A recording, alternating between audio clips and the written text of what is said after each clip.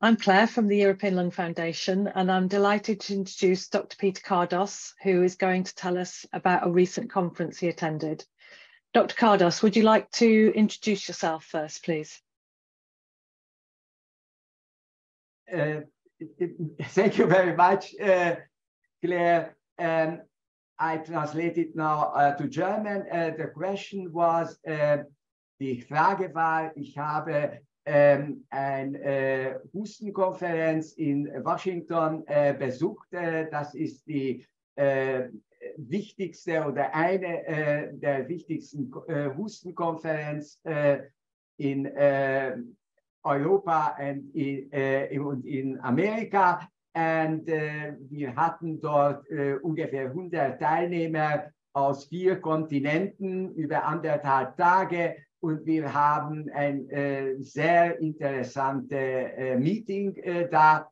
Ich bin ein niedergelassener Arzt in einem Lungenpraxis in Frankfurt. Diese Praxis ist am Maingau-Krankenhaus. Wir behandeln ambulante und stationäre Patienten. Ich arbeite auf dem Gebiet Husten seit 30 Jahren. Wir haben damals eine große Studie veröffentlicht, eine sogenannte Observational Study, wo wir einfach 329 Patienten mit chronischen Husten beobachtet haben, und wir haben versucht, die Ursache dafür zu finden. Heute wissen wir, dass es illusorisch ist, weil die meisten dieser Patienten haben den Husten als Krankheit und keine Ursache hierfür kann gefunden werden. Die Wissenschaft ändert sich und wird genauer. Damals wussten wir das noch nicht. Right, thank you, Dr. Kardos. So a couple of weeks ago, you attended the 9th American Cough Conference in Washington, D.C. Was there anything at the conference that would be of particular interest for patients to learn about? Oh ja, Claire hat mich jetzt gefragt, ob ich bei dieser Hustenkonferenz vor 10 Tagen, wo ich in Washington war, interessante für Patienten, speziell für Patienten interessante Neuigkeiten habe und ob ich das mitteilen würde. Ich denke, es sind wichtige Punkte dabei. Das Erste, was mich überrascht hat, als ich überhaupt dieses Kongresszentrum betreten habe, war die Industrieausstellung. Früher waren dort Pharmafirmen, die amerikanische Pharmafirmen, die einfach Medikamente für den akuten Husten, Schleimlöser etc. Verkauft haben.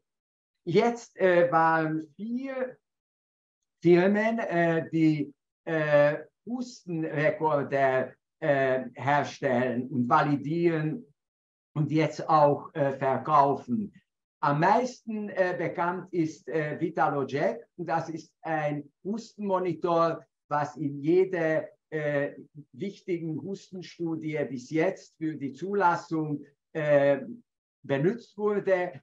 Sowohl die Amerikaner, die FDA, als auch die europäische Zulassungsbehörde EMA erkennt diese Hustenregistrierung an, und da wird vor allem die Hustenfrequenz, wie oft husten Sie in 24 Stunden, gemessen.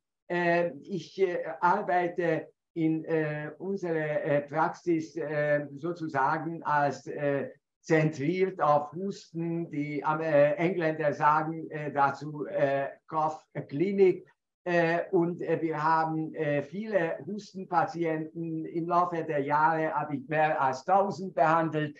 Das Problem war, dass wir den Husten nicht richtig objektiv registrieren können. Diese VitaloJect war auch nur für Studien zu haben. Ich konnte das nicht kaufen, dass ich meinen Patienten mitgebe, wie ein Langzeit-EKG oder Langzeitblutdruckmessung, dass der Patient dann 24 oder 48 Stunden seinen Husten aufzeichnet und dann mir zurückbringt und dann mit Hilfe von Software können wir das auswerten und dann habe ich einen Eindruck über den Husten. Die Hustencharakteristika helfen uns auch zu bestimmen, wo dieser Husten herkommt.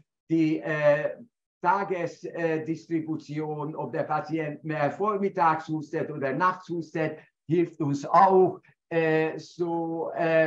Ich glaube, das wird ab nächsten Jahr möglich sein, eine solche Registrierung in der Praxis mit eigenem Gerät, zumindest in den USA, nach Europa kommt das meistens später, durchzuführen. Was aber vielleicht für die Patienten noch mehr interessiert, es sind ja Geräte, wo sie sich selber registrieren und evaluieren können. Es gibt eine App auf Ihr Smartphone herunterzuladen und dann können Sie den Husten registrieren, auswerten, auf Internet schicken. Sie können das Ihrem Arzt vorlegen, Sie können das mit ihm zusammen diskutieren und auswerten. Diese App ist schon zu haben. Es gibt auch noch kleinere Registriergeräte, zum Beispiel ein Smartwatch, dazu passend Software. Sie können dann den Husten registrieren. Eine andere Firma wird nächstes Jahr für einen Betrag von weniger als 200 € ein speziell für die Registrierung von Husten entwickelte Smartwatch auf den Markt bringen mit entsprechender Software. Also Sie werden als Patient in der Lage sein, den Husten zu registrieren. Wir haben gute, validierte Fragebogen für die Lebensqualität, was natürlich unbedingt erforderlich ist, um diese objektiven Ergebnisse zu ergänzen. Und ich bin sicher, wenn Sie diese Daten dem Arzt vorlegen, dann wird die Behandlung sich revolutionieren. Das wird viel besser und einfacher sein, als es heute ist. Thank you very much. And secondly, did you learn anything about new medications for cough at the conference? Claire Williams hat mich jetzt gefragt, ob ich auch neue Medikamente, die auf der Konferenz präsentiert wurden, gesehen habe. Da kann ich nur sagen, oh ja, noch nie waren, das war ja der 9. Hustenkonferenz in Amerika und ich glaube 17 in England, noch nie waren so viele Medikamente präsentiert worden, die in der Pipeline sind oder zum Teil sogar schon zugelassen, die auf diese Konferenz ungefähr ein Drittel der ganzen Zeit wurde für Medikamentenvorstellungen benutzt. Am meisten entwickelt ist Gefapixant. Das ist ein Hustenblocker für chronisch refraktären Husten oder chronisch idiopathischen Husten. Ein Medikament in Japan bereits auf dem Markt. Sie können das dort kaufen, verschreiben und benutzen. In der Schweiz ist das Medikament auch zugelassen, soweit ich weiß, noch nicht auf dem Markt. Und wir warten jetzt bei der Zulassung für Europa. EMA arbeitet dran, auch die Zulassung für die Vereinigten Staaten bei FDA.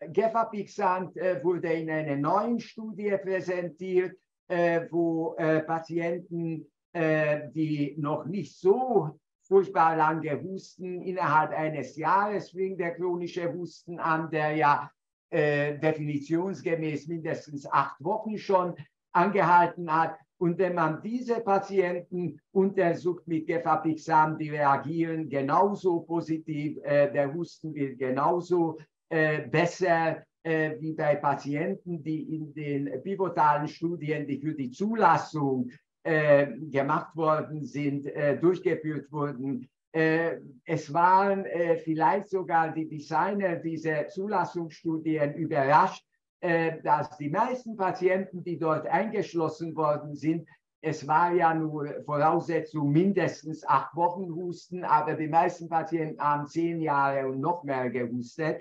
Deshalb hat man jetzt diese Ergänzung gemacht.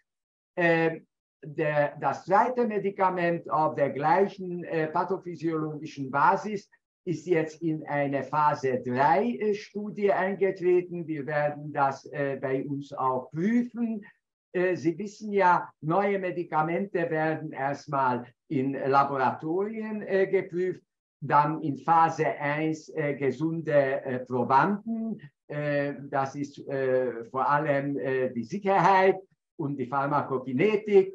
Und dann Phase 2, das sind die sogenannten Dosisfindungsstudien, wo man sieht schon, wie wirksam das Medikament ist und welche Dosis gegeben werden muss, nicht zu viel und nicht zu wenig. Und dann die Phase 3 Studien, wo ja schon 1000 Patienten oder noch mehr eingeschlossen werden, wo es tatsächlich mit der ausgewählten Dosis die Wirksamkeit und die Nebenwirkungen nachgewiesen werden. Also diese Camlipixant nennt sich dieses Medikament. Diese Studie ist jetzt Phase 3. Ich nehme an, in 2,5 Jahren haben wir das Medikament auf dem Markt. Dann gibt es auch noch andere Vorgehensweise.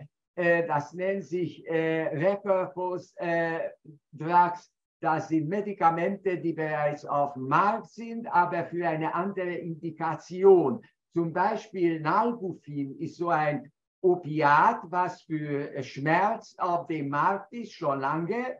Aber jetzt hat man das ausprobiert bei Patienten mit Lungenfibrose. Das ist ein großes Problem, wenn ein Patient mit Lungenfibrose einen unstillbaren Husten hat. Und dieses Medikament war wunderbar hilfreich in Phase 2, sodass jetzt wahrscheinlich hier auch Phase 3 Studien folgen. Und dann werden wir vielleicht in 1,5, 2 Jahren, das wird vielleicht etwas schneller gehen, weil die Sicherheit ist ja bekannt durch die lange Anwendung schon auf dem Markt für Schmerzen, dass wir dann endlich diesen Patienten, die wirklich sehr arm dran sind mit der Lungenfibrose und Husten, dass wir denen helfen können. Ich wollte noch zum Schluss, es sind ja viel mehr Medikamente, viel mehr Wirkungen aufgezeichnet worden. Ein Medikament erwähnen, AX8003, das ist ein Medikament,